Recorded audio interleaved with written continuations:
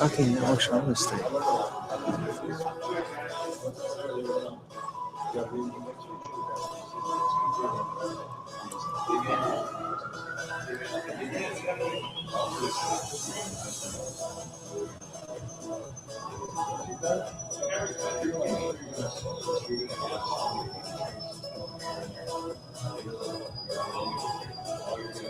It's in mine right now.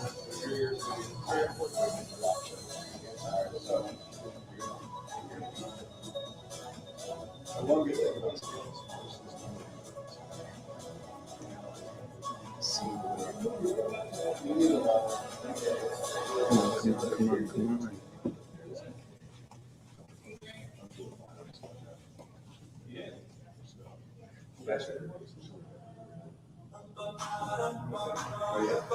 The subject account, if you look at it, you can join it. See what you put on yourself. Same things I've never said, the things I've never done. Oh my God, I see you. But I'm frozen in emotion. Tells me stop. I'm going to get to where I'm going to get it sound like one. It's relevant to the city.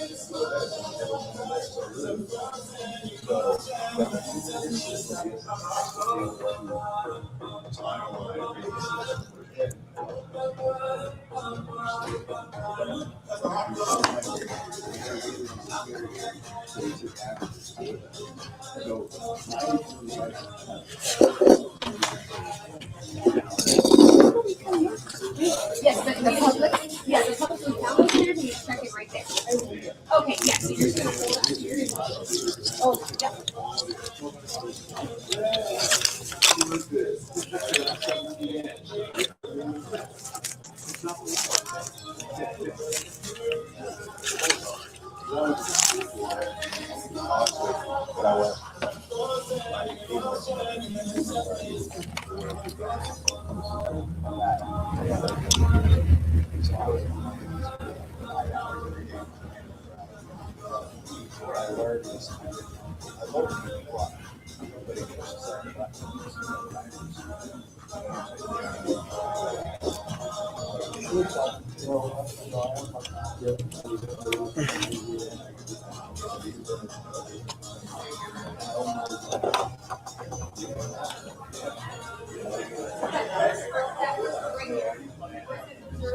Oh, shit. It's like crap.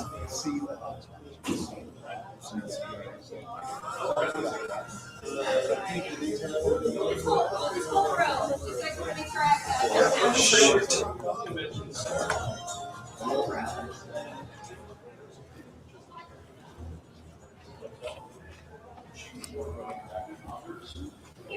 Hey.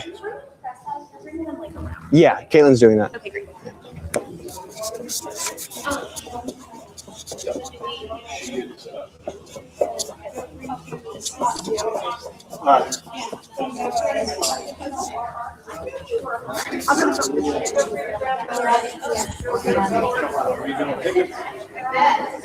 Excuse me. Hi. Is there a Wi-Fi here? Do you know? No. No? Okay. You don't have data?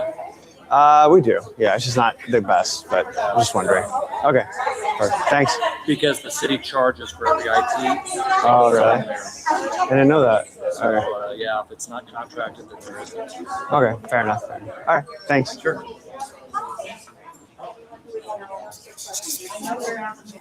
Sure.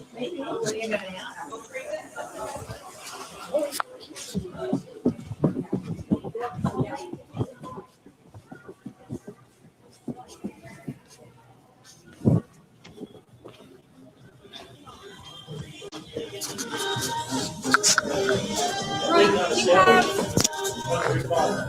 I can use? Do you have a jacket? Anything I can use for these elected?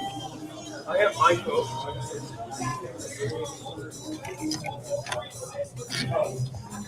Do you know where your dinner was? Nope. I have one.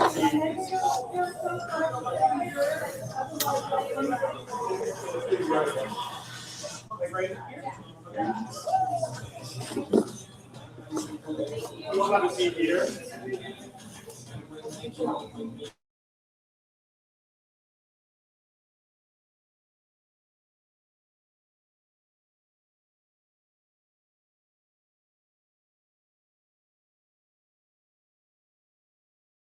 Sorry. Okay, I was like, oh my god, I don't have enough seats for that. Okay, 8. Okay. So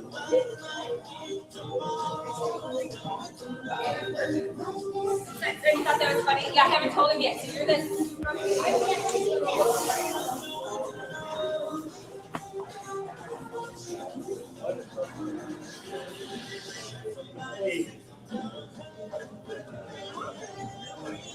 You can just leave the stands there for now. We don't need that until.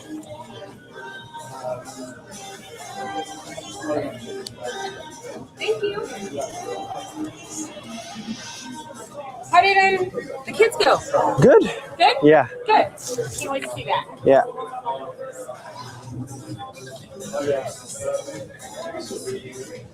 Welcome. Okay.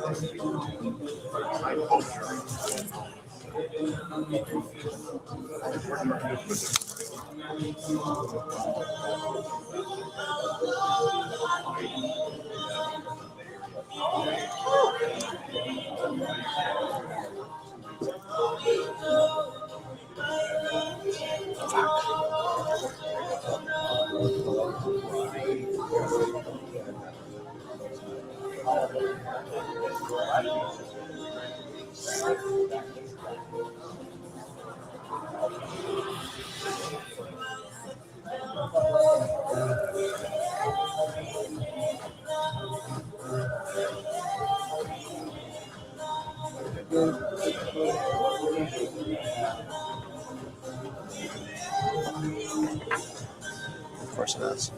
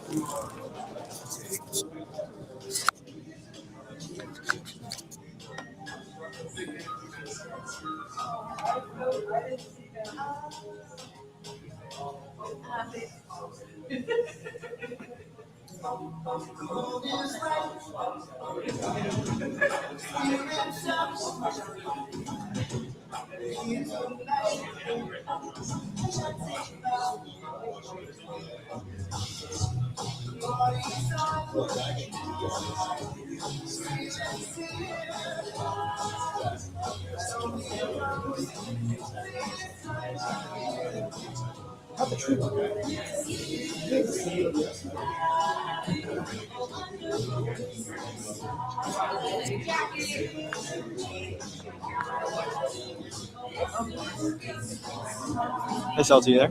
Hey, how's it going? All right. I should show up on screen in a moment. Let me know when you see me. Also, how's the visual look like? Does it look choppy?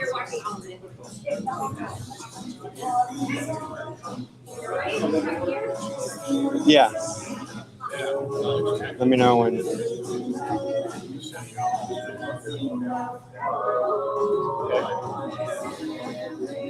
Good. I'd like to go ahead. Yeah. Can you hear on your end? All right. Testing. 1, 2, 3. Testing. A, B, C, D, E, F, G, H, I, J, K, L, M, N, O, P.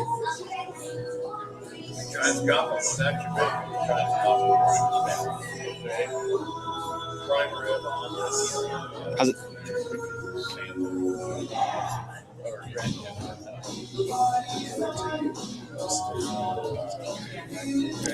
Um, I mean, we're gonna turn down the music afterwards, but yeah, but I don't really have like connection or to the. Let me see if I can connect him to a mic, like a professional mic. Okay. Okay, sounds good.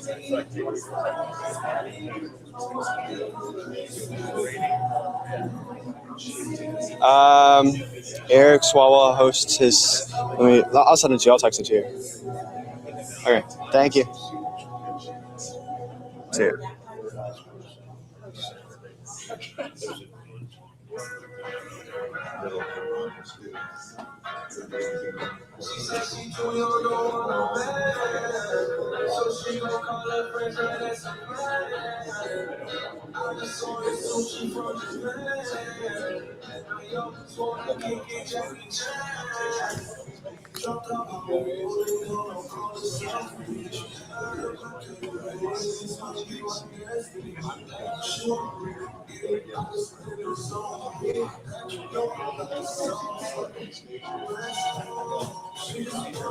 I just got Maggie back there. There's two so far.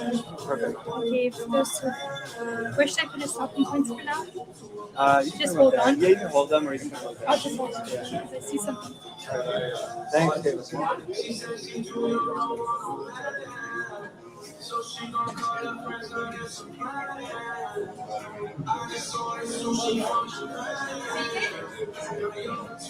Testing. 1, 2, 3.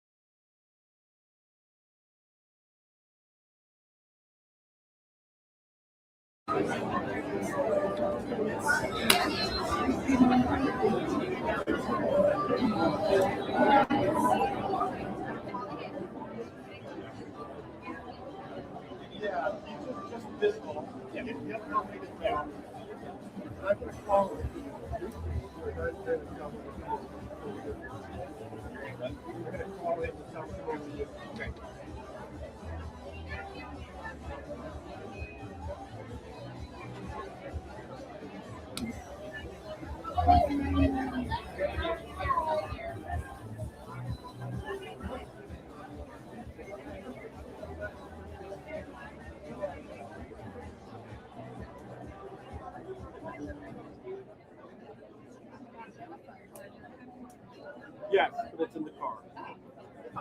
You know they're renting them here. Did you see those kiosks? I saw it down there. $2. How are we doing tonight, Fresno?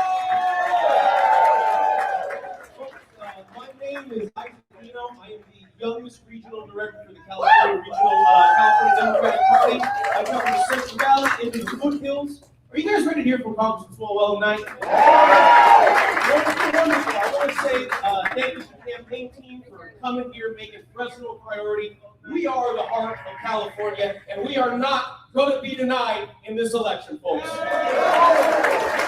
after that little rousing rah-rah, I will explain the instructions to you all. So when you all came in, if you wanted to ask a question, you were given tickets. I'm going to come grab this box over here by the honorable former supervisor. Woo! What will happen is I'm going to select 10, right? 10 tickets. And there will be one mic over here and one mic over here. Once you get, if I call your number, stand up, and I will know it's you, we will know it's you. If you, real quick, does anyone want a ticket if they want to ask a question very quickly here? We're going to have my good friend Redmond come through real quick. So, and then right there in the box. And then some over here. And so, after these are taken, we got some on this side. Woo! Oh boy. After these tickets are taken, I will draw your number. If I draw your number, stand up. We will know it's you. And once the congressman finishes his remarks, come on up. So real quick, just one more time. Samantha will be giving the introduction to the congressman. The congressman will make some remarks, and we will transition into a Q&A. Oh my goodness, how does he walk in a circle like this? After that, the Q&A, I will draw your numbers. If I draw your number, you will come to the microphone over here or over here, and then once those questions are done, I will be back to do it again later. And I think we have a special guest or not, to say, he was checking the list, checked it twice. You never know who might come, folks. So, with that being said, let's get this show on the road. All right. The first number on this ticket ends in 1521. Do I have a 1521? All right, if you could stand up. First of all. 1551. We got a 1551. All right, you're good. We're good. It's live now. 1497. We got a 1497. All right, remain standing. We only got 8 more of these folks. 1553. 1553.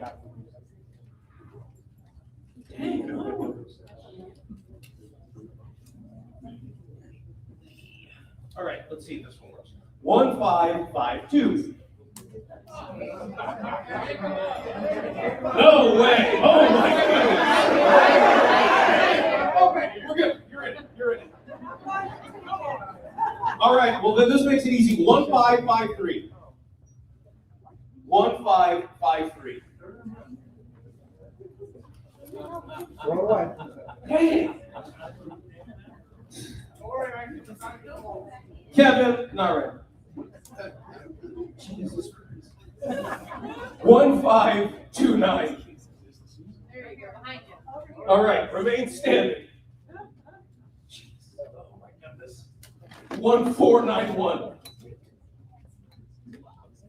All right, now we're gonna flow here. 1511.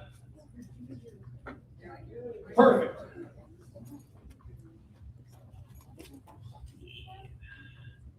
1506.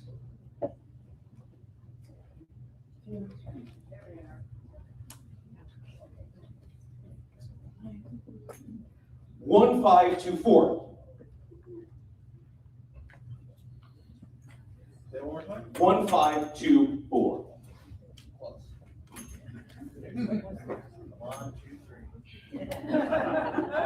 One more shake. 1532.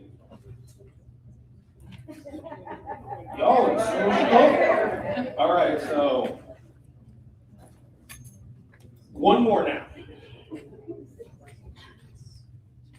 You won't see me again for another hour. 1514. Congratulations, you are a lucky last question for this first portion. So now we know who you are. Once the congressman finishes remarks, you guys will come on up. Okay, so 5 over here, 5 over there, 5 over here, 5 over there. We got it? All right, I'm going to get off this stage now, folks. Have a very happy holiday season. I'll see you in a minute.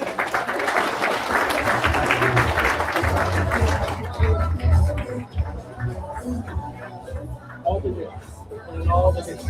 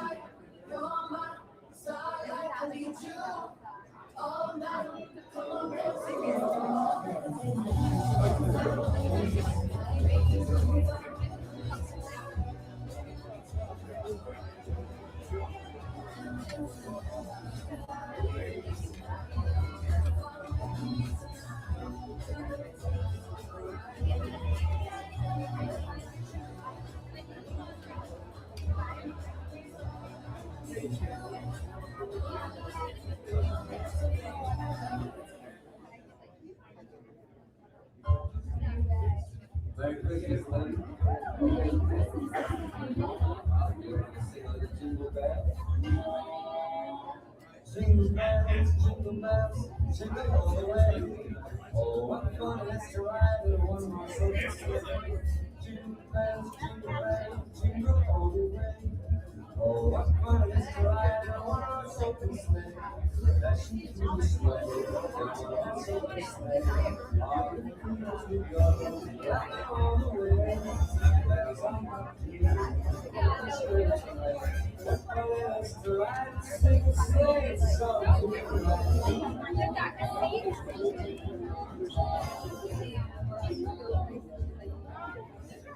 Ladies and gentlemen, please rise and remove your hats for the playing of our national anthem. Please welcome from Clovis West High School, Vincent Quintana.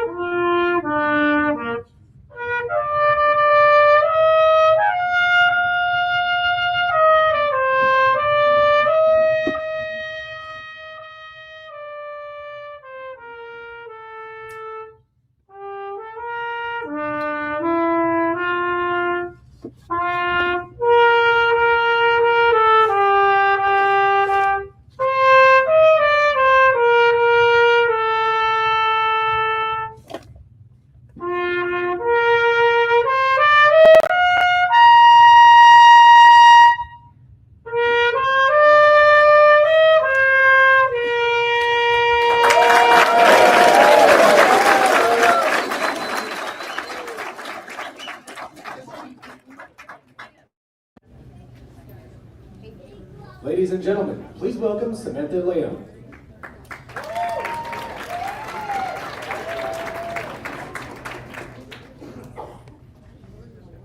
I am not a politician or a public figure. I'm a small business owner here in Fresno, and I'm a mother. I first met Eric Swalwell years ago, long before any of us imagined standing in a room like this. Back then, he was on Dublin City Council. He was everywhere in the community, showing up at events, talking to families, and listening. A few years later, I was working in senior administration at Stanford Healthcare. At the time, we were in the middle of due diligence before the purchase of the local community hospital in Pleasanton, which is in Eric's congressional district. Eric came by to speak with us, not for publicity, not for a headline. He came because he wanted to make sure that Stanford would protect the hospital and the people it serves. It was clear how deeply he cared for the community, for the staff, and for the families who depended on that hospital. After the election, I felt that familiar wave of panic so many of us have felt. The dread of knowing the extraordinary cruelty that was coming, especially toward our most vulnerable communities. My husband's grandfather was one of the founding members of the United Farm Workers.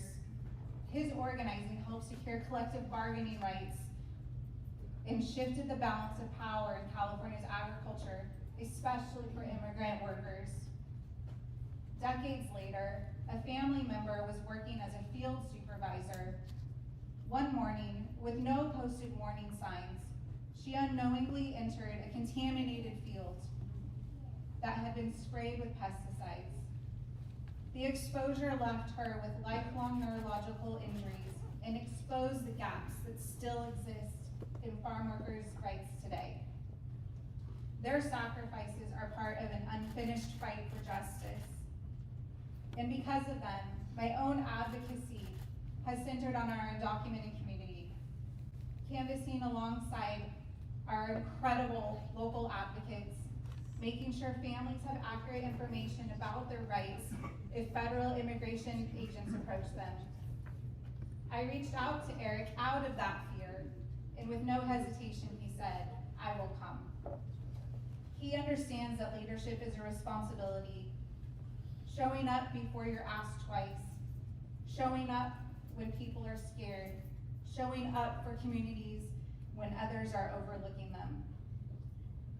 Fresno and the Central Valley have been ignored for far too long at both the state and federal levels.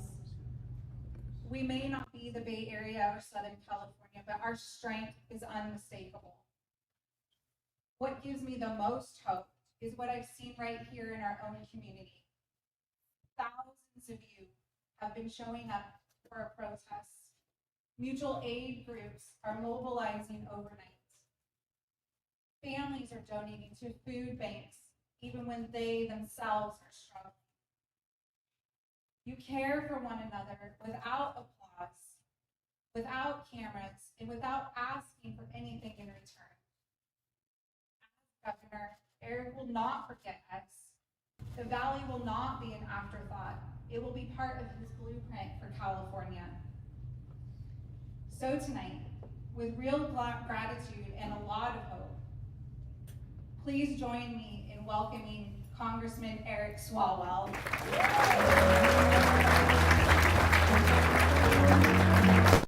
Yeah, how are you? Thanks for coming. Hey, man. Thanks for coming. How are you doing? Thanks for coming. How are you doing? Thanks for coming. Thanks for coming. Thanks for coming. Hey, how are you doing? How are you? Good. Thanks for coming. How are you? Hey, man. Thanks for coming. Hey, thanks for coming. Yeah. Good seat. How are you guys doing? Thanks for coming. Thank you for coming. How are you, sir? Thanks for coming. Thanks. Hey, man. Thank you, sir. You too. I know I've seen you before. Thank you. How are you? Hey, how are you? Thank you. Thank you for coming. Yeah. Thank you, guys. Hey, sir. How are you? Thanks for coming. I'm Eric. Thanks. How are you? Eric. Thank you for coming. How are you? Nice to meet you. Thanks, Samantha. How are you? Thanks so much. That was beautiful. Thank you. How you guys doing? Hi, welcome. How you doing? Good. Eric, sir. Nice to meet you. How are you? Go Bears. How are you? Thanks for coming. How are you guys doing? Thank you. How are you? Eric, thank you. How are you guys doing? Thank you. Thank you, guys. Thank you.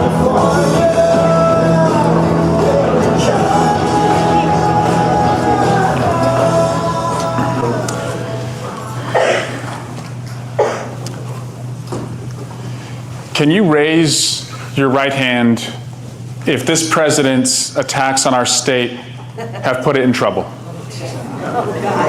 Keep that hand up and raise your left hand if it's the most trouble you've ever seen in your life. That's why I'm running for governor. That's why, right there.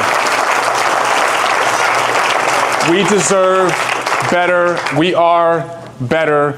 We say to everyone, we are the 4th largest economy in the world. But what does that mean if we can't afford to live here? And what does that mean if the people who work here are running through the fields where they work scared and terrorized by ICE agents? Yeah. We're not going to let that happen anymore.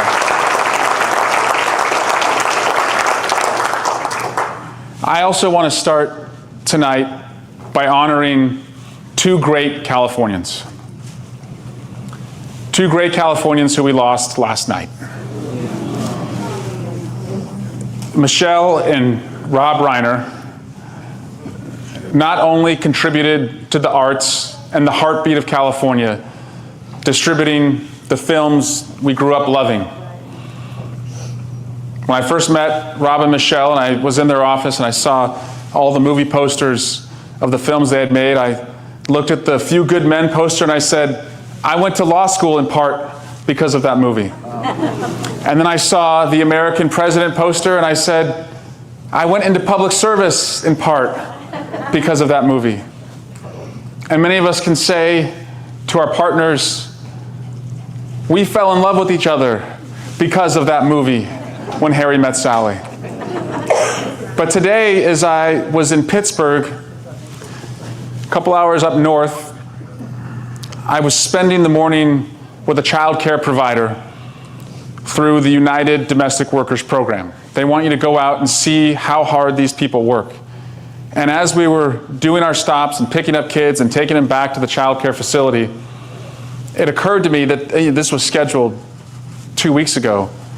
But part of this program depends on the first 5 initiative that Rob and Michelle had helped pass by passing Proposition 10 and getting a tobacco tax to take care of our children in their first 5 years.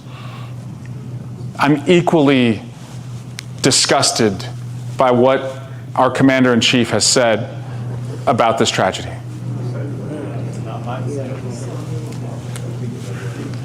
It's bad enough that he's taken away our ability to pay for groceries, but he's also taking away, or trying to take away, our humanity. And we find ourselves in this position where the most evil person in the world also happens to be the most powerful person in the world. And to that I say, we are better than that. Californians are better than that. And Michelle and Rob deserve from their leader better than that. So a tribute tonight to them.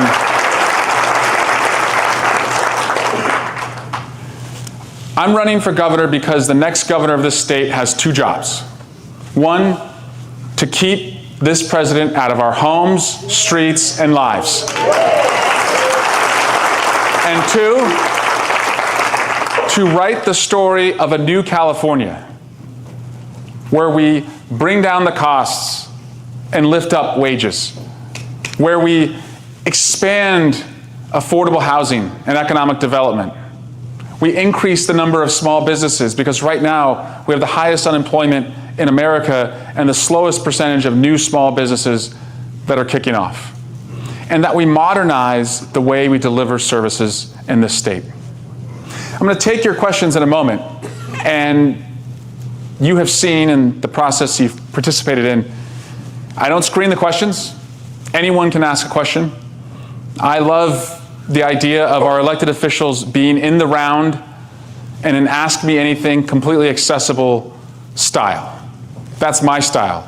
And that's my promise to you, that it doesn't just start on the campaign trail. It goes through my term as governor. I will be accessible and accountable and will make sure that I deliver results, and if I'm not meeting those expectations, you have direct access to me. That's the way it should be for every leader in our community. And I want to thank the leaders of our community who've shown up here today. And we have a lot of them. From the Fresno City Council, Nelson Esparza, Mike Carbasi, Miguel Arias.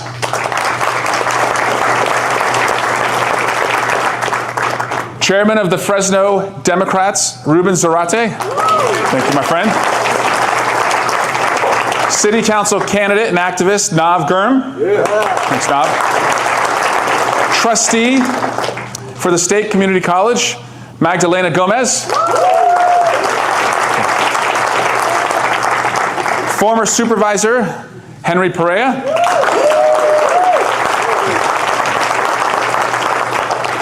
I also want to thank Rob Fuentes, also a trustee. Vincent Quintana, our trumpeter today. That was beautiful. India, who's the president of the Fresno Young Dems. Leslie from the College Dems. You're going to see Leslie in a moment. Isaac Godino, who helped us kick this off with the raffle ticketing from the California Democratic Party, our regional director.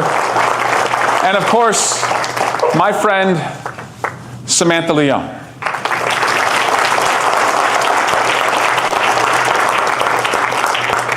And so I bring this candidacy to you not just as somebody who has been a fighter protector in the last 10 years in the Russia investigations with Adam Schiff, as an impeachment manager that Speaker Pelosi asked me to be a part of, and the only lawsuit that has survived this new presidency, as I've joined with the January 6 officers to hold this president accountable.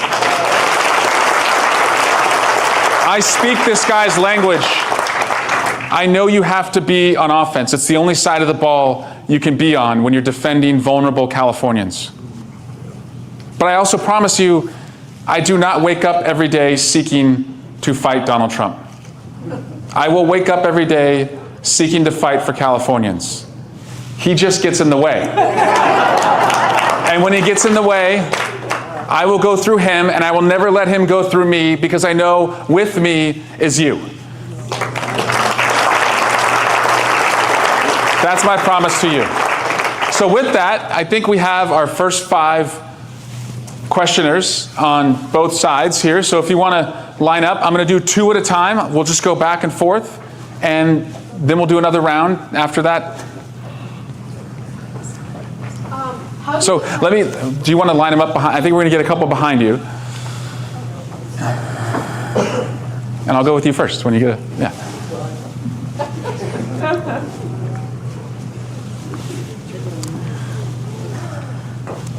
Can I also thank the Fresno Police Department for helping us here tonight?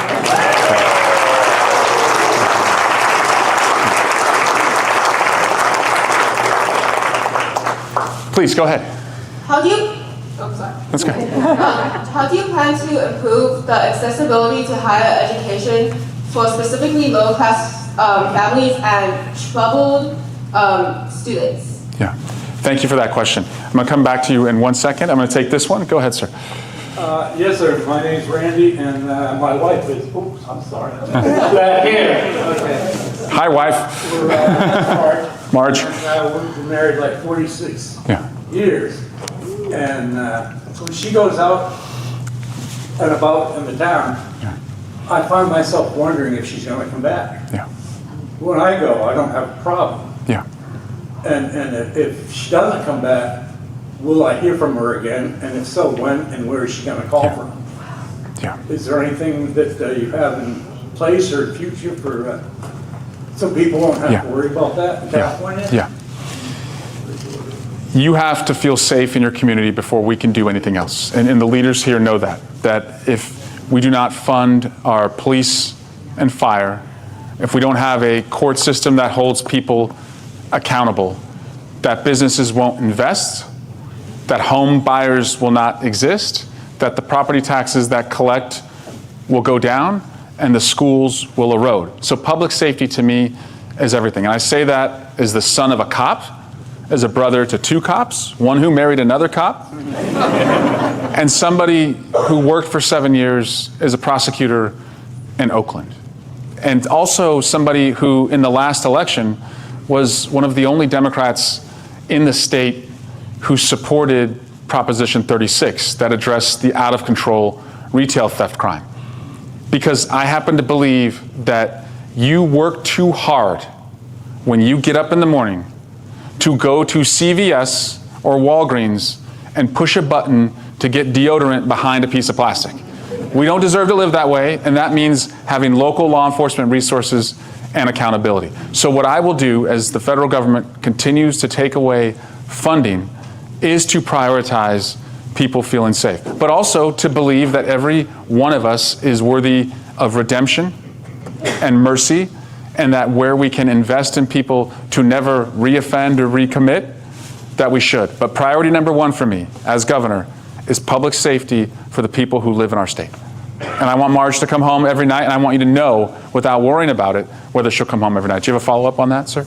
Yes, I'm mainly concerned with federalization of troops, of National Guard, of police, of the militia that is currently running around under Christian Home. You know what? The local law enforcement, they're not asking for that.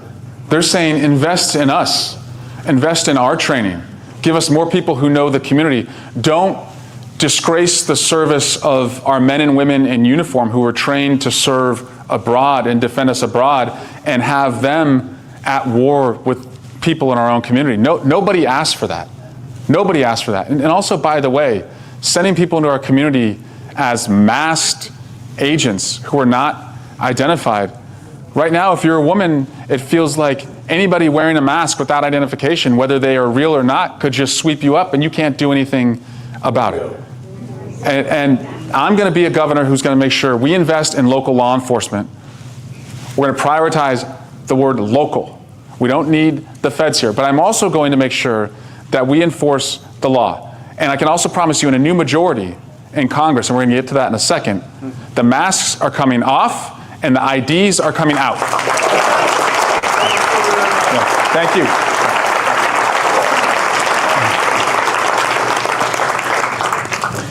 So I understand your question about higher education, and I say that as the first in my family to go to college. And if I'm being honest with you, it was not on an academic scholarship, it was on an athletic scholarship, but that was the only path, and I didn't have, from my hardworking parents, my dad, who I said was a cop, and my mom, who worked a number of odd jobs, I didn't have institutionally structure anywhere in our family to show me how to do that. So I had to rely on other friends of mine who were on their way themselves.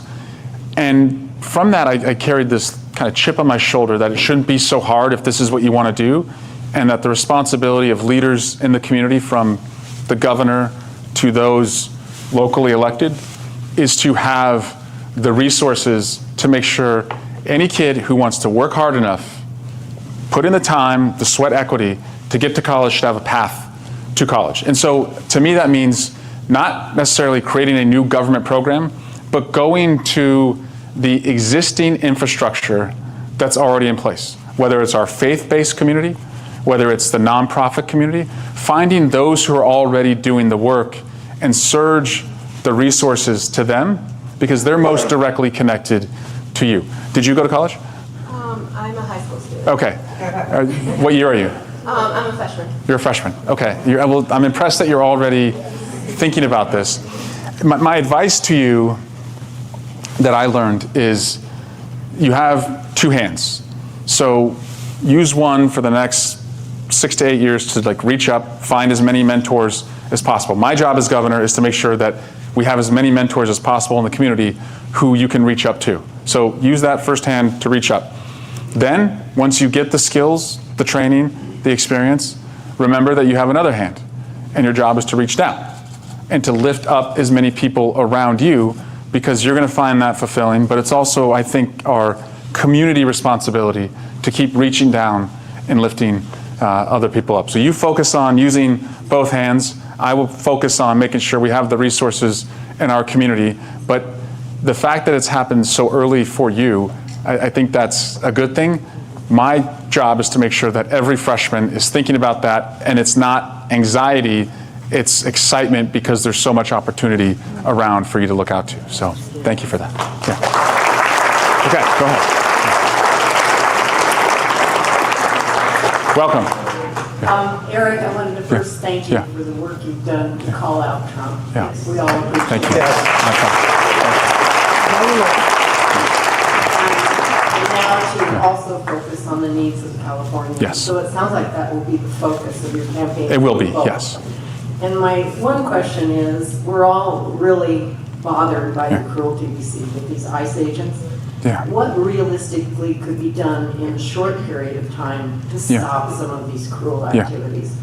What can be done? Yeah. Is there something There- before you even get into office? There's a lot that can be done. Let me speak to that in a second. I'm going to take our next question, but we can't do enough is the answer. Yeah. Go ahead. As I'm sure you know, Trump has denied California federal aid because we're a blue state.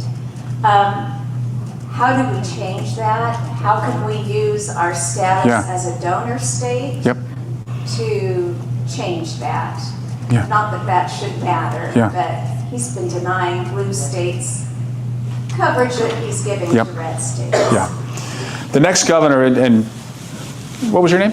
Sandy. Sandy pointed this out. The next governor obviously has to focus on taking on the president who has declared war on us. And I'm not being facetious. People are running through the car washes where they work, the Home Depot lots where they hope to find work, the farm fields, where they gather the food that goes on our table. There are troops in the streets. And cancer research funding that we all depend on up and down the state at our research universities has been canceled. I mean, so this is an all-out assault on our state. So the next governor in the last 2 years of the Trump administration, which is the first 2 years of the next governor, as I said, you have to defend the interests of the state. At our best, we are a tech, biotech, agricultural, television and film economic engine. And that's why we can make that flex about being the fourth largest economy in the world.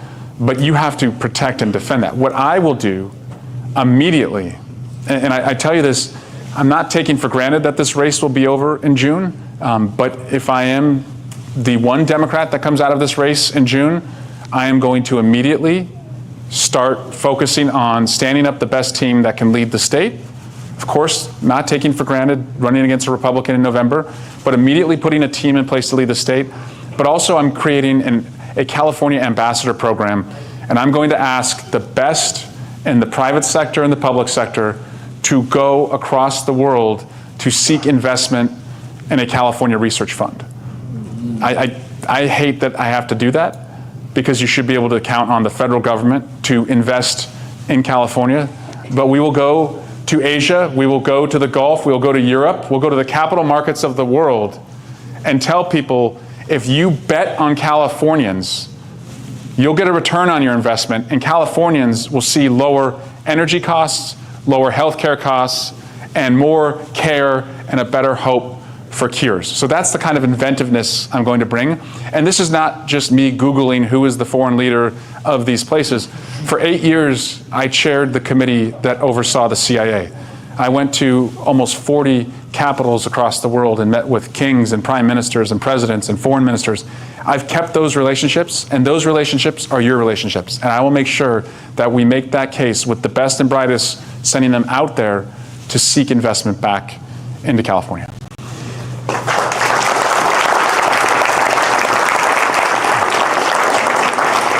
So Sandy, what I admire about our current governor, and by the way, there's a lot to admire about our current governor. What he does that I appreciate is I call it show, not tell. What is tell? Tell is sending an 8-page, strongly worded letter to the president when he does something you don't like. Chuck Schumer is really good at tell. He's got tell locked down. Governor Newsom is really good at show. He goes to the courts and he shows the president that the courts are not with him. He goes to the voters, as we did with Prop 50, and we showed Texas and the president that don't poke the bear. So the way I see it is that right now, the attorneys general right now of every state have law enforcement abilities. And if people are coming into our community and committing assault, false imprisonment, kidnapping, battery, you have to hold them accountable. You have to hold them accountable. And the second you do, I promise you, that's it. That ends those types of tactics. And that's why I also believe when the masks come off, you're going to see fewer ICE agents who want to go out with their faces shown, doing what they're being asked to do. They're not going to do it. They're not going to do that. And by the way, no other law enforcement agency, the FBI, the DEA, local law enforcement, no agency routinely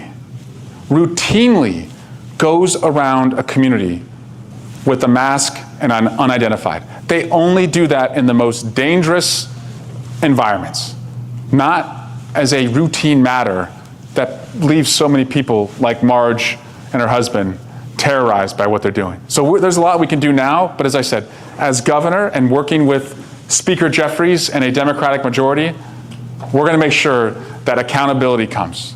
And in the new Congress, by the way, they should be saying this every single day. And I also just want to give a shout out to your local member of Congress, Jim Costa, somebody who I've served with. And I know his staff is also here. But we have to telegraph now what a majority is going to look like in Congress. And here's why. We may not go back in time and undo some of the drug deals that universities have struck with this president, or that law firms have struck with this president, or that entertainment companies have struck with this president.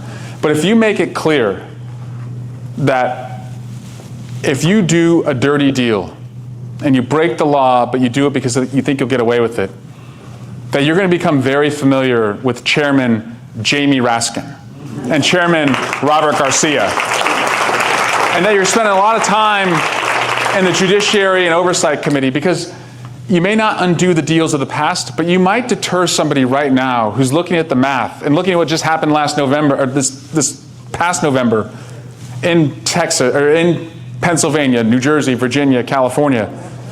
They might be able to do math. And they might recognize, as you said, in Florida, that it's all going to come out. That it's all going to come out. So we have to be clear right now. It's all going to come out. So yes, there's a lot we can do right now. And I promise you, and I tell my wife this all the time, we are going to look back at this moment in time, maybe even 5-10 years from now, and not a single one of us is going to say, was I too hard on him? We're always going to ask, did we do enough?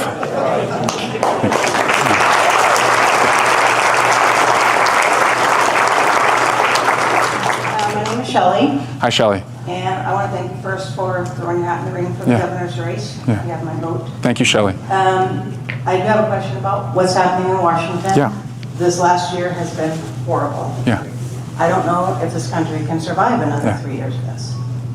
I would like to know if there are any conversations going on privately, because I haven't heard anything publicly, about the work that Election Truth Alliance is doing as far as the anomalies in the swing states.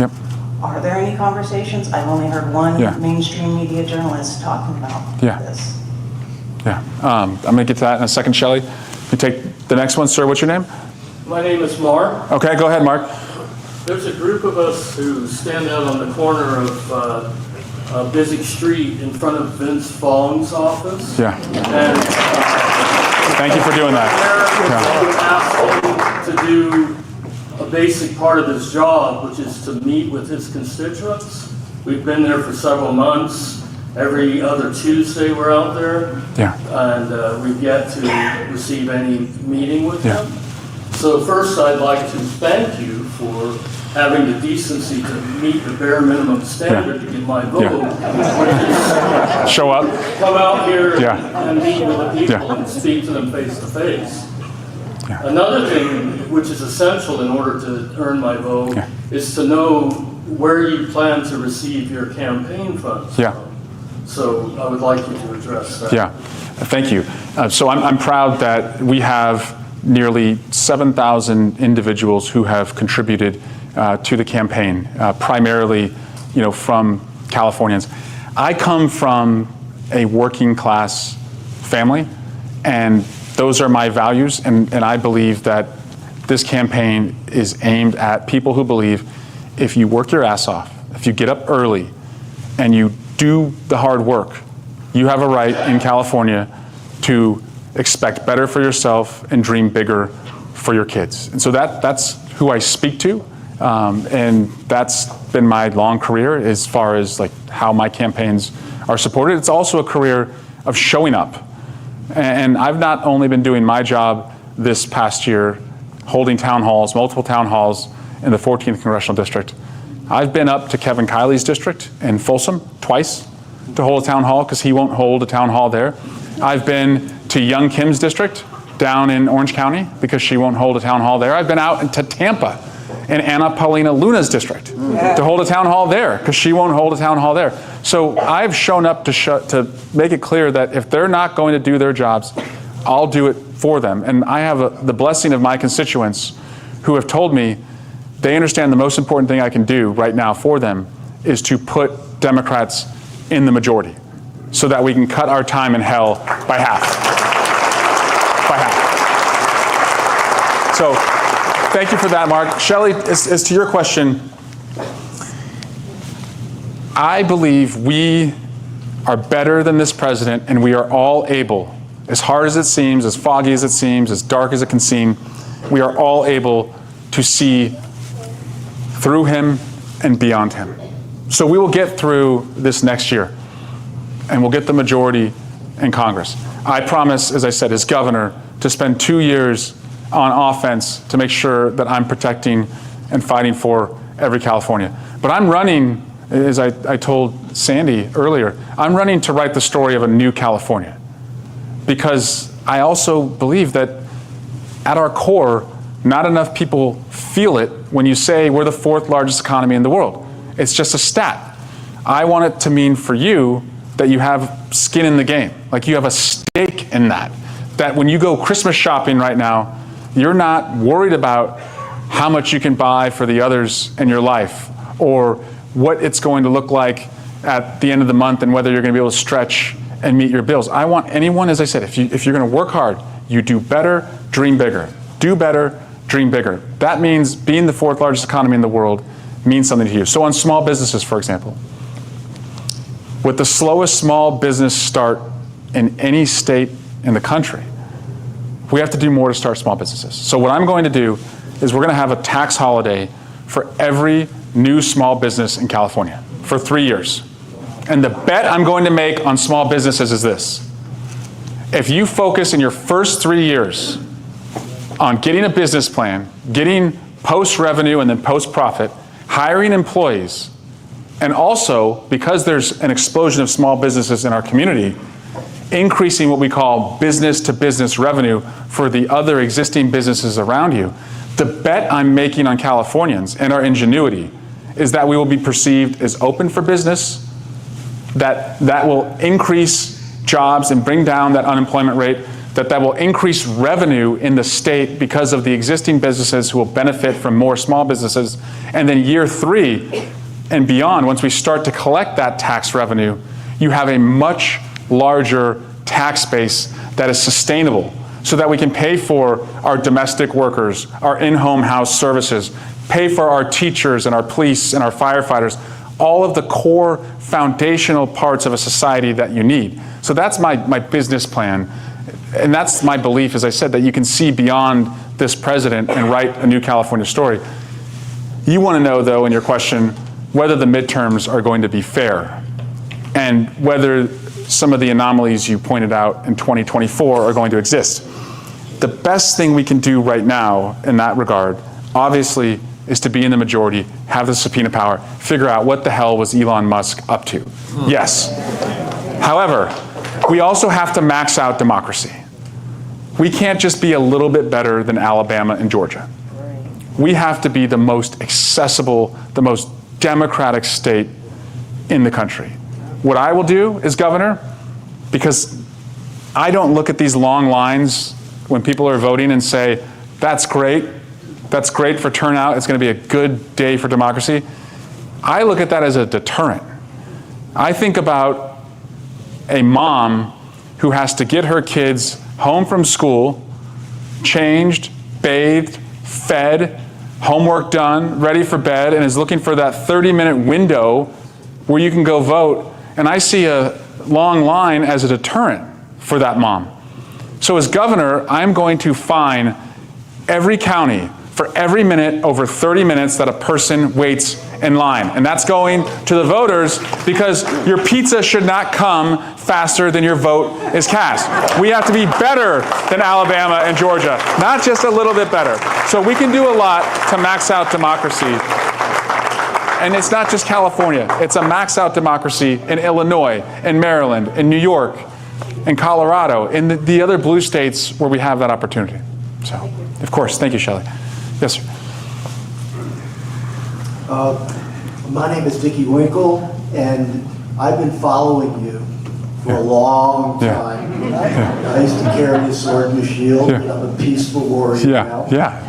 I have 4 grandkids between the ages of 24 and 28, all successful. Where do they live? 2 of them live in Clovis. Okay. One's an engineer, the other's a biology professor at Clovis Community College. It's her first job. And one is in Folsom. She's a neonatal nurse at UC Davis. And the other's a gate teacher up in Boise. Okay, years ago, when they started voting, I made a deal with them. If all 4 of them took a picture of I voted, I Venmoed all 4 of them. Okay? Well, Dads and our bribes. I know them well. The transactional thing works on them. Okay? 4 years ago, my neonatal eldest granddaughter, who was too busy to vote, cost everybody their Venmo. Ever since then, they've done it. Okay, now, so I do what I can do there. Now, here's the reality for me. 4 kids, all smart, nice, productive. They don't know squat about what's going on. What do we do? I have an answer for that. I'm also the oldest of 4. I don't know if your oldest is like, okay. My brothers still call me Duke. Sounds like our family. Go ahead. Surprise. Hi there, my name is Barbara. Hi, Barbara. And I have followed your career a little bit too, and I find you very credible with a fair amount of integrity. Anyway. Working on it.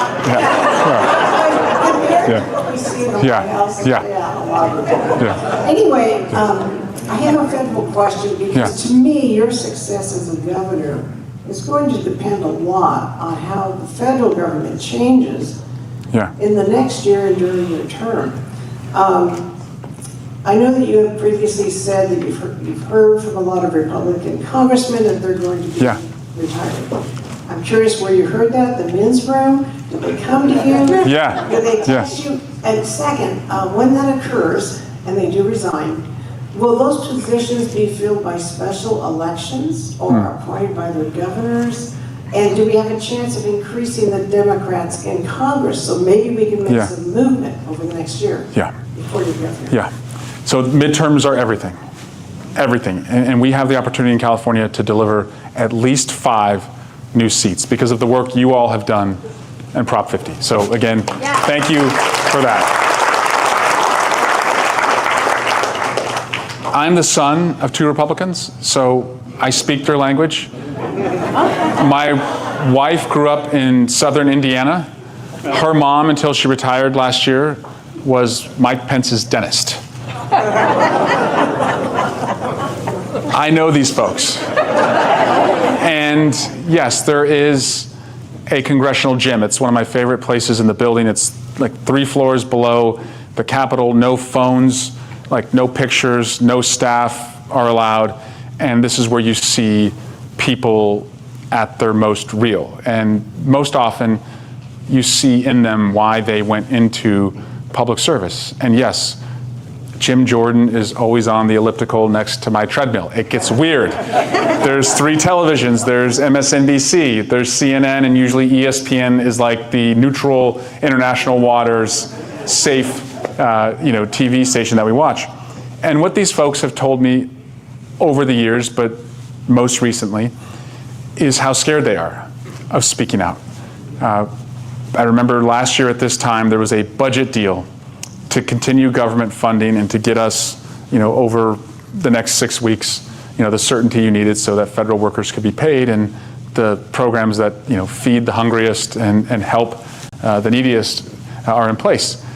And while I was in the gym, there were 2 other Republicans with me, and across CNN and Fox, there was this breaking news alert that Elon Musk had tweeted that Republicans should defeat the deal that Mike Johnson had struck. And the expletives that were coming out of these Republicans' mouths because they felt like this tall and powerless. Because, as one of them said, if you're the tallest poppy in the field, it's easy for them to go after you. And when they go after you with one tweet, one truth post, you get this target on your back where, as one Republican told me, his wife said, don't bring that to us at church and don't bring that on our kids at their school. I get that. I have a lot of arrows that are aimed at me, as you know. But to that I also say, get a different job. Yeah. Maybe this is not the job for you. And that's what's so frustrating, is that they have not recognized that their strength is in their numbers. Because more and more people across the country are realizing that they can be less and less scared of Donald Trump. Just last week, 2 different grand juries rejected indicting Attorney General Tish James of New York. The Indiana State Senate rejected the rigged districting process that the president had proposed. But you have to do it as a group. Nobody can tell us the name of the senator who torpedoed Attorney General Matt Gaetz, because it was recommended and nominated, and collectively, not as one person, collectively they said, oh no, that's not going to work. So if you band together, you are so much stronger collectively. They just haven't figured that out yet. So the margins are so thin today that yes, of course, Speaker Hakeem Jeffries could happen tomorrow morning. They're so thin. But winning the midterms gives us that ability to have subpoena power, to bring accountability, to hold the hearings and the oversight that's not being done, to propose a budget where we can actually try and claw back so much that they've taken that has affected Californians on Medi-Cal and rural hospitals that are being closed in our area. So yes, midterms are everything. For your daughters, we have to bring and fund civics at every classroom in America and before high school, much earlier, because it's either they're going to learn it on TikTok or they're going to learn it early. And again, high school is too late. It's too late. Yes, absolutely. I really believe it should start to be taught at the later ages of elementary school and throughout middle school.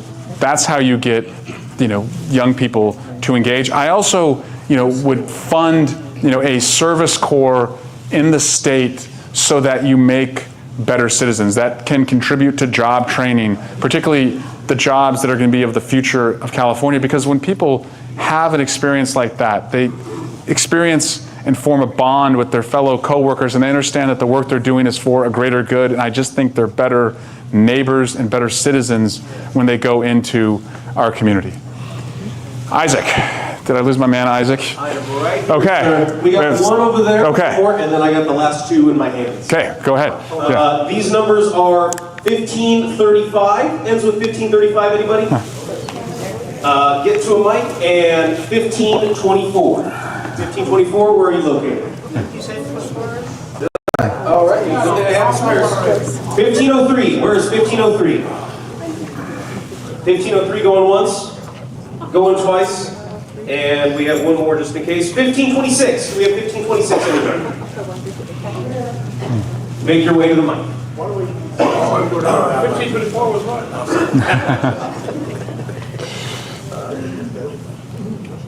All right. And we have one more over here? We're going to bring them over here. Okay, great. Go ahead and ask that question. Yeah, go ahead. Hi, I'm Jamie. Hi, Jamie. Welcome. Here with my husband, Greg. Hey, Greg. And I know I appreciate you coming to Fresno. It doesn't seem like anybody comes to Fresno. Yeah. And the way They're going to come now. I promise you, they'll come now. My whole thing with Prop 50 was I hated the way we got divided up. Yeah. Fresno. I don't know if you've noticed that, Yeah. so it's been very, very frustrating. I have so many questions running through, so I'm going to try to streamline it. Tell me. I teach physical geography. Adjunct What grade? professor. Oh, adjunct now. college. 30 years in junior high. And so some of the things that we are dealing with, so I'm going to take it local. I know all the national stuff that's going on. Sustainability, living in the valley, trying to balance. We have, 50 billion in ag industry, but at the same time, we are growing, we're congested. We have the high-speed rail. We have so many people that commute into Fresno, and I never really realized that until I started teaching an online class in Madera. We have had our green initiatives rolled back, which is very frustrating. We have a all-electric mandate, 2035. We don't have the infrastructure, and we are in trouble as far as budget next year, right? Anywhere between 12 billion and 20 billion. And so with us being this fourth, I know we're the fourth largest GDP, we're in trouble. And so I'm just kind of throwing that out because it's, environment is very important. We have such a wonderful state. So how do we move forward with urban planning especially and try to have more mass transit, maybe in the valley, continue with the high-speed rail? I don't know what your opinion is. I've heard loud and clear about the priority of that and have supported that in the Congress. I want to make sure that it stays on a budget that's respectful of the taxpayer dollars that are funding it, and that it goes to communities that it's going to lift up and not take away from. But well, and I don't think a lot of people realize what high-speed rail will do for our area connected to the Bay Area. And what it will do for the Bay Area. I know we're talking about affordability, but maybe that will balance it. Maybe that can help with. But anyway, so I'm going to address. Okay, I think I'm tracking. Let me take the next one, and I'll be right back at you, Jamie. My name's Carol. Hi, Carol. And I am a retired teacher. I taught for 37 years. And, Thank you. Thank you, Carol, for teaching. Thank you, Jamie, for teaching. I retired as an 18-year-old history teacher. So I ended in a high school career, but I started in junior high, most of my years were junior high. And now I'm an independent educational consultant and help walk kids through the process of what am I to do with my life and how do I get to college for that young age. Where'd she go? You guys are going to talk at the end of this. And I came with the same list, the same feeling that she came. I was not born and raised in Fresno. I was born and raised in Salinas, so came from the Salinas Central Valley. Coast, and had a grandmother who lived in Oakland, so had that connection. But I've lived here the majority of my life now. I moved here when I was 22 years old. And Fresno gets overlooked, Fresno County. And so does Tulare County, and so does Madera County, and so does Mariposa County. And we need people like you. We heard the complaint about Fong. We're no better off with McClintock, for those of us who live in the pocket. Somebody have no voice. I know Jim Costa's here, but between Fong and McClintock, most of this valley has nothing, no voice. Okay, in terms of Congress. And we need you to represent us there too, so when you speak up, no, you're not just representing your district, there's all of these people here. This is a really red area, and I know you know that. And I want to know a couple of different things. I want to piggyback what she was talking about with the high-speed rail. People have lost confidence in this state, and a lot of people in this area are disheartened by that. I want to know what you're going to do to build confidence back up and gain support. I want to know, if you can, talk a little bit about the wildfire mitigation for those of us who own some foothill property. And what are we doing about water? I feel like what we need in a governor is, not that Newsom doesn't do this, but we need somebody to really grab hold of the issues here in the Central Valley. They are different than the coast. They're not, I mean, we're not completely different, and you have a lot of Democrats here, but it's hard because we don't necessarily feel like we have the same voice, am I right? As other places in the state, and we've got different kind of issues here in the Valley than we have in other places. So I also would like to know what you're going to do to address poverty and homelessness in this part of the state. We have friends in LA, we have friends in the Bay Area, we do that, but we have homelessness here, and we have poverty here. So, and it's different a little bit here because of what's making them. And then I think the other thing is, I want to know what you're going to do to build support on the other side of the aisle. Because we want you to win, and the only way to have that happen is you build people, you put people in that are disenfranchised from, thank God, the MAGA movement, but they don't feel like they can't be Republican. What can you do? That's a rambling thing. Sorry. Well, 25 years ago, my AP teachers made me nervous, and AP teachers still make me nervous today. I just want you told me your story. I want to tell you how a teacher changed my life first. I hope you understand it's why I value teachers as the most important people in our community. And I say that as a father of an 8-year-old, a 7-year-old, and a 4-year-old. Tim Sobrante, Mr. Sobrante, was my economics teacher. He was my journalism teacher. He was my mock trial coach, the tennis coach, and worked on the school newspaper. You know this story. And so when I went to college on a soccer scholarship, I was injured at the end of my sophomore year. And I thought the world was over. And Mr. Sobrante called me. He had heard about the injury, and he told me that the world was not over. He knew I enjoyed, outside of sports, some of these other extracurricular activities related to public service. And he said, what if I got you an interview with your local member of Congress to intern on Capitol Hill while you rehab the injury? I didn't know if I was a Republican or a Democrat as a teenager in college, or 19 going on 20 in college. I knew my parents were Republicans, so that meant I must be a Democrat just to stick it to them. But I took the interview, I got the job, I went to Capitol Hill. It was the summer of 2001, it changed my life. I knew what I wanted to do from that point forward. And then when I finished college and law school, Tim, Mr. Sobrante, reached out to me and said, it's time to come home from the East Coast. Your city needs you. He was on the city council of Dublin, where I grew up. And I came home and I worked with him, and the city was in Renaissance, and I'll tell you about that in a moment. And he's been with me my whole life. He later would become our district director, the political chair of the California Teachers Association. But he made a real impact on me. And to the example I gave you earlier, he was the mentor that I reached up to, and the reason that I reach down as often as I can. And I don't want people like Tim or people like you or people like Jamie to have to worry about, can you teach near where you live? Or how deep do you have to dig into your own pocket to pay for the resources in your classroom, which is what teachers are doing today. And that's why in Congress, they do. They reach into their own pocket to pay for our kids because we don't have the funding as a state to do it. And that's why in Congress, I wrote legislation to make it tax deductible when you do that and to increase the amount that it's tax deductible. I wrote legislation to give teachers a $25,000 down payment assistance so they could live in the communities where they serve. That's going to be my approach as governor, is to elevate our teachers as the most important people in the community, but also to recognize that this economy is accelerating and it's changing, and the skills that we need our teachers to have today are also evolving. And I am so terrified that a Fresno kid is not going to have the same education as a Beverly Hills kid, because the Beverly Hills kid will have a teacher who's learned coding and artificial intelligence, and maybe a Fresno kid or Hayward in my district, which is similar, would not. And then you have two different generations, or two different classes of kids, one that can compete in this new AI economy because they have the resources in their classroom, and one that cannot.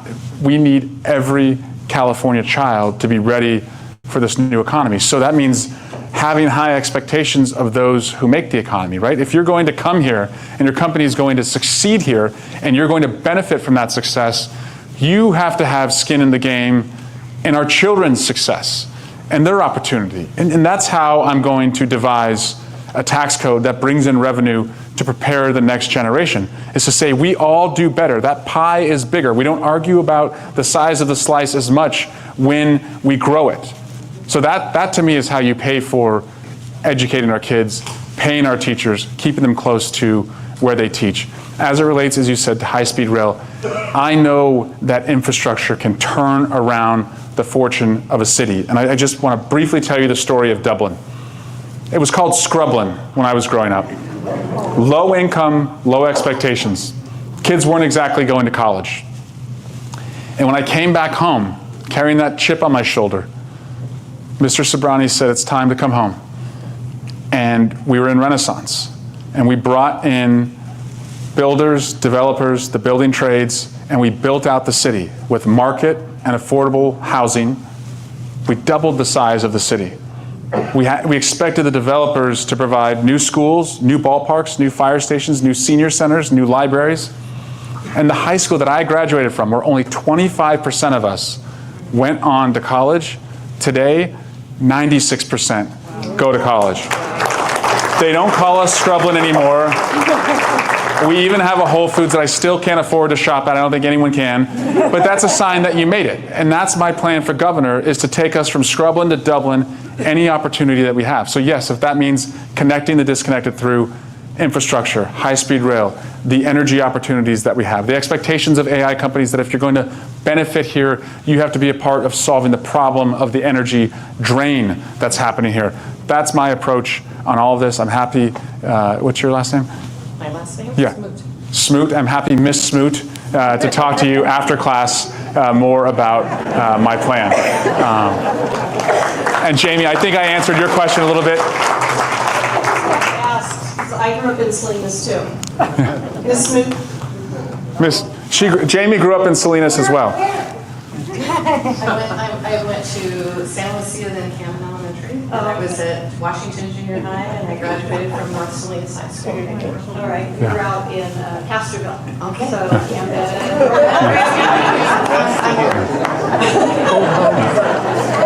Thank you both.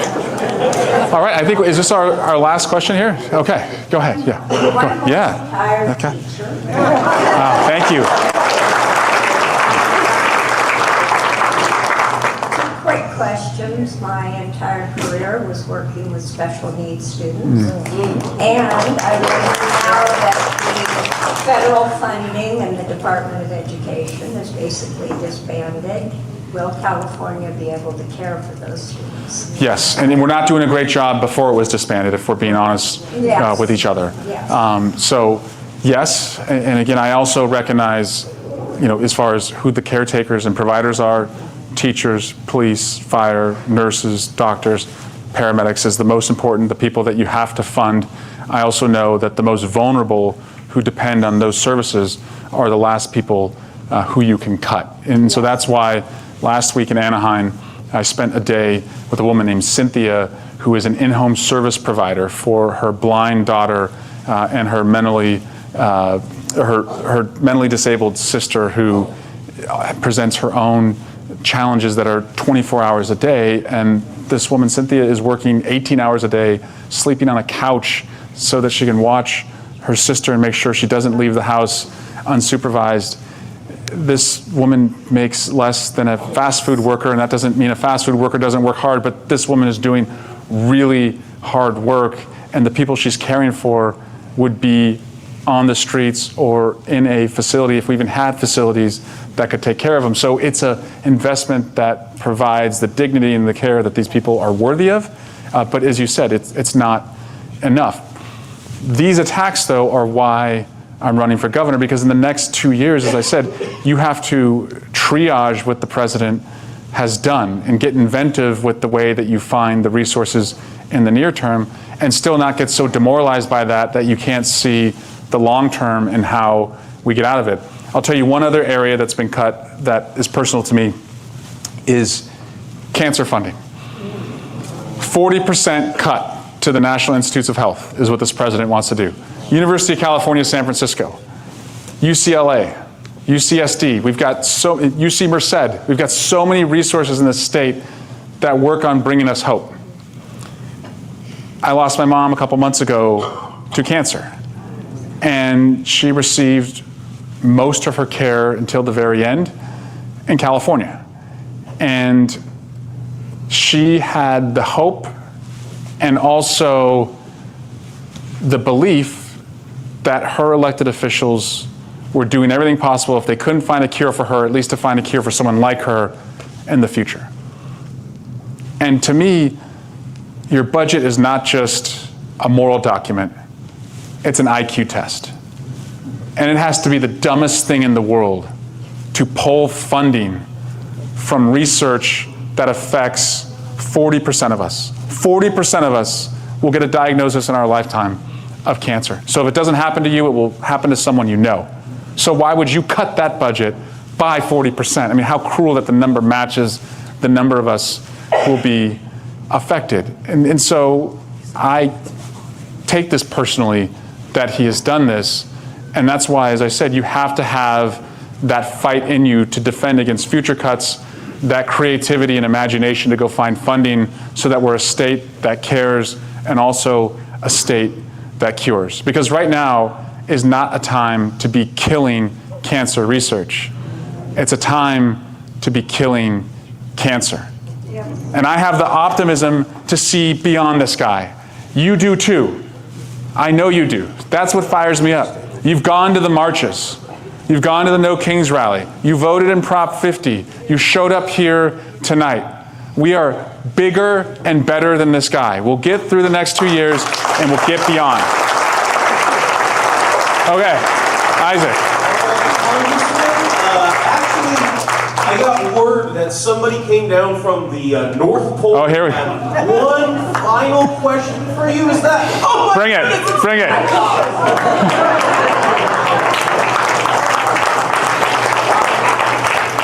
Well, Santa's here. Santa, I have to say, you have a list. It's not the same list as the president's best pal, but you have your own naughty or nice list. He's also on the naughty list. He's also on the naughty list.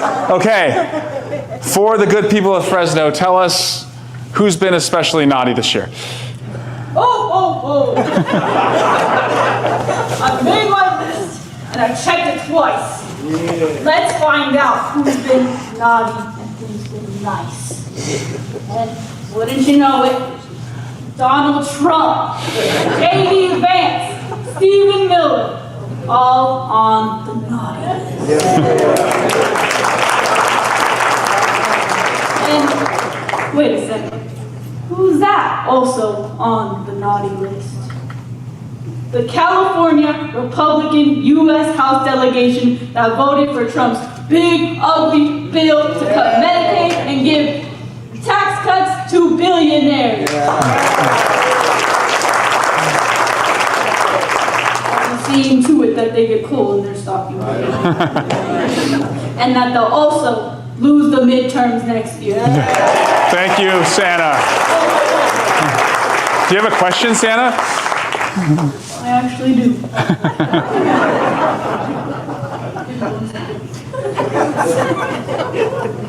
My question. Do you need your elves? Yeah. Go ahead. There's an honorary elf right there. Yeah. Ho, ho, ho. I got that part.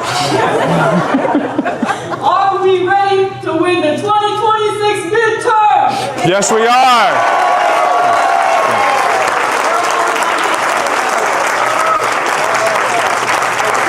All right, you're all on the nice list. Thank you, Santa. I know you're going to be sticking around, and I think we've got some kids here as well. It would be my honor, having been in this fight, being a protector, with a cop as a dad, other brothers who have walked the beat in my own work in some of the toughest communities in our state, to go on offense for you in the next 2 years as your governor. To tell the president if he wants to come for our hardworking friends and neighbors who work in our fields, he's got to go through me. If he wants to put troops in his streets, he's got to go through me. If he wants to pull cancer funding or money for those with disabilities, he's got to go through me. And if he doesn't think that is a deterrent, I can tell him I'm strong because I've got you. That's our strength. Our strength in numbers and our belief that we have the imagination, we have the story of success in California to also write that new California story. And that story is going to look like this. When you hear in the future, and hold me accountable on this every single day, and ask me this the next time you see this when I'm governor. When you hear in the future that we're the 4th largest economy in the world, I want you to ask yourself, as governor, did that mean something for me? And if I get it right, it will mean something for all of us. Thank you all so much. Thank you, Fresno. Thank you to our leaders. Thank you, thank you, thank you.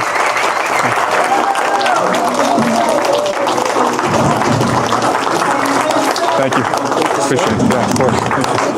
Yeah, thank you guys. Yeah. Thanks again. Thanks for coming. I hope this was helpful. You too. Thank you. Yeah, yeah. It's nice. You guys made this really, really warm, so thank you. So good to have you here. Yeah, and I'll come back, I promise. Good. Yeah, I will. I have a question. Yeah. Why don't you go on Bill Maher? I've gone on twice. I haven't been on recently. Yeah. I like Bill Maher. Yeah. He keeps complaining that our California politicians won't come on. Yeah. And I said, I think I've seen Eric Swalwell on there. Yeah. But go on again. I will. Thank you. I'm going to tell him you said so too.